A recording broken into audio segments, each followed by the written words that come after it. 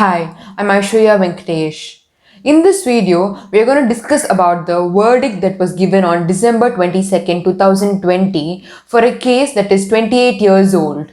Sister Abhaya, a Catholic sister who was doing her pre-degree in St. Pius 10th Convent in Kottayam, had gone missing on the morning of 27th March 1992. Her roommate, Sister Shirley, had woken her up at 4 a.m. that day to study for exams.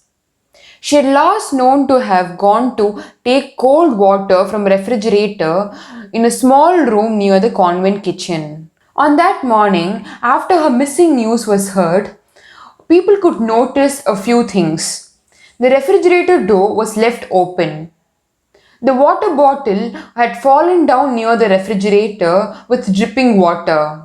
The veil, the cloth that sisters wear around their face, was found under the exit door, which was locked from outside. The latches that were inside were unlatched. An axe and basket in the kitchen had fallen down. One of the slippers of Sister Abhaya was found under the refrigerator and the other was found near the convent hostel's well. After a brief search, Sister Abhaya's body was found in the convent hostel's well on the morning of 27th March 1992. Adaka Raju had been a prime witness in this case.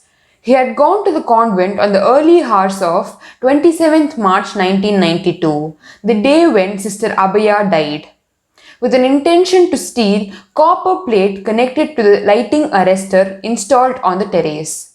He sat on a cocoa tree waiting to jump onto the wall. At that time, he had seen two persons climbing the staircase of the terrace on his backside, with torchlight in one of their hands. He could see the face of one of the persons. He identified one of the person to be Father Thomas Couture. Another crucial witness is Sanju P. Matthew, who resides in a house adjacent to the convent. Nuns of the convent used to seek his father's assistance for any need. According to him, he had heard that Sister Sephi and Father Thomas Couture had an illicit physical relationship. On 26 March 1992, he was studying for his exams late night. At 11:30 p.m., he had gone to the nearby shop to have tea. While returning home at 11:45 p.m., he had seen Father Couture's scooter parked in front of the convent. He had seen the same scooter parked there on earlier occasions too. Inmates of Sister Abhaya, Shrija Kumar and Preeta revealed that Sister Sephi had an illicit physical relationship with Father Thomas Couture and Father Jose Putrakayal. Considering all these, let's get into the investigation that happened all these years. Body of Sister Abhaya was removed from the well by the fire force at 10 a.m. on the same day she died. Later, Varghese Chakko, a photographer, was called to click pictures of the body of Sister Abhaya. When he arrived, the body was already covered with a white cloth, but still he managed to click pictures of her face and neck.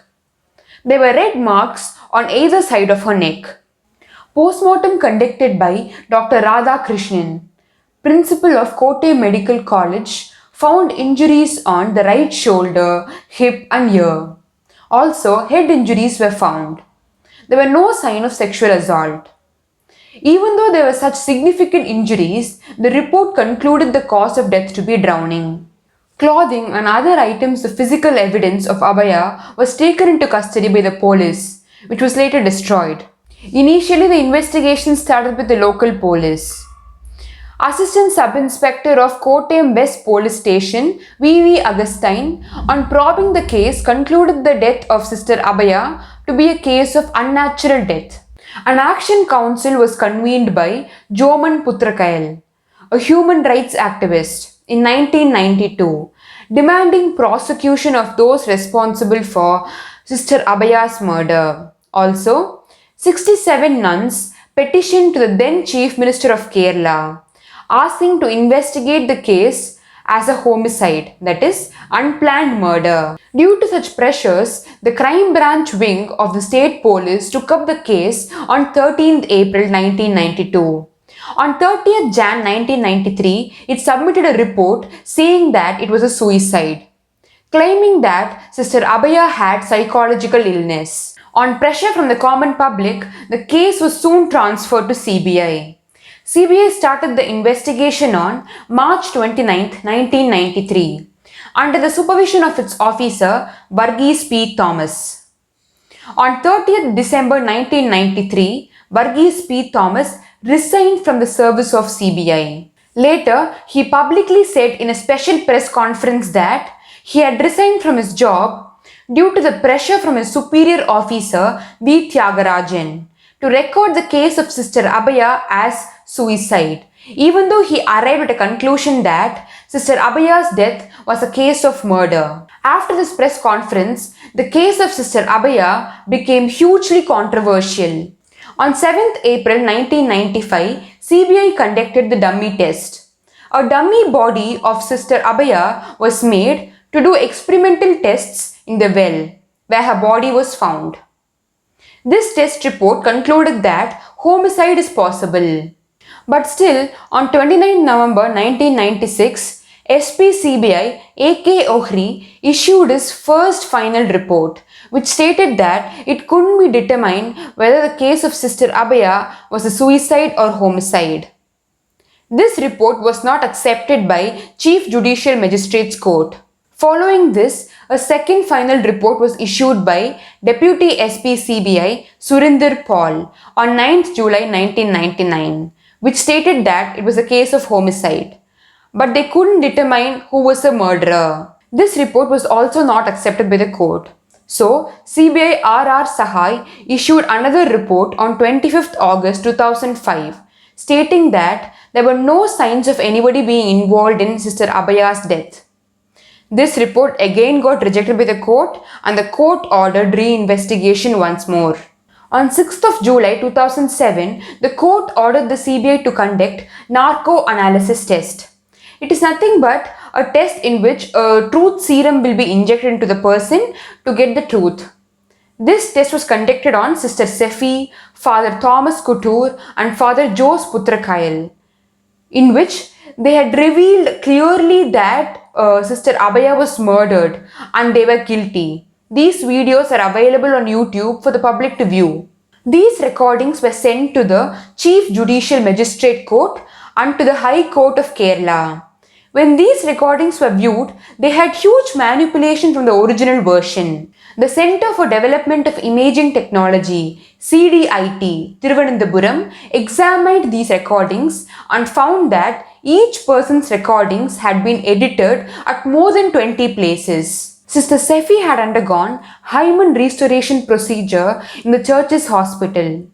This is an operation that is taken to cover up the changes that the reproductive organ would undergo on having a physical relationship.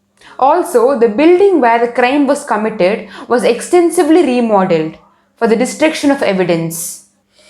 So, till this part of the case, it is clear that there had been many manipulations. So, here, truth doesn't matter. Money is everything. On 4th September 2008, investigation was taken up by CBI Deputy SP Nandakumar Nair. His team worked brilliantly in collecting evidences from Adaka Raju, who I mentioned as a prime witness initially, Sanju P. Matthew, the neighbor of the convent, and many others. His team also considered Varghese Chako, the photographer who clicked the pics of Sister Abhaya at first, as a witness. Varghese Chako was shocked when the CBI approached him because the CBI had only 6 photos out of the 10 photos that he had given to a policeman. Remaining 4 photos were not even handed over to the CBI.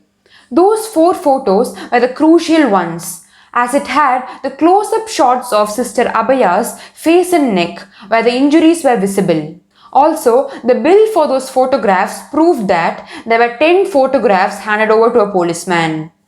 Based on all these statements and the circumstantial evidences, that is, the evidences that were collected from the place of death, Father Thomas Couture, Sister Sefi and Father Jose Putrakayal were arrested on 19th November 2008. On 25th November 2008, V.V. Augustine, whom I mentioned initially as a local police officer who probed the case at the beginning, suicided by cutting his wrist and taking poison. A suicide note mentioned that he had undergone mental torture due to the CBI, who had forced him to accept that his homicidal view was due to the pressure from his senior police officers. On 1st Jan 2009, those three who were arrested on 19th November 2008 were granted conditional bail by the Kerala High Court. On July 17, 2009, CBI Nandakumar Nair filed charges of murder, destruction of evidence, and defamation against those three. In March 2018, Father Jose Putrikayal was acquitted by the special CBI court due to the lack of evidence. On 22nd December 2020, after 28 years of investigation, CBI court found Father Thomas Couture and Sister Sefi to be guilty of murder. This verdict was based on circumstantial evidences and statements of many witnesses, especially the prime witness Adaka Raju, who had stuck to his statement all through these years, even after huge threats, tortures, and bribes. On 23rd December 2020, CBI court sentenced both of them to life imprisonment and imposed a fine of Rs 5 lakh each. So what happened that night? How did Sister Abhaya die? Considering the final verdict, that is, Jose Putrikayal wasn't present at the spot at the time of death of Sister Abhaya, the following had happened on 27th March 1992. Around 4 am, Sister Abhaya goes to a small room near the convent kitchen to take water from the refrigerator. Hearing some noise, she goes to the kitchen, finds Father Couture and Sister Sefi in a physically illicit relationship in the kitchen. Soon after she sees them, Father Couture covers her mouth and Sister Sefi takes a hand axe from the kitchen and hits her on her head. She falls onto the floor. Later, they both drag her to the well and throw her into it. Soon, they clean up the blood from the spot and flee from there. Basically, this case had involved influential people and unjustifiable acts, which had dragged this case for decades together. After all, I feel satisfied because of the verdict that has been issued after so many hurdles and obstacles. Thank you.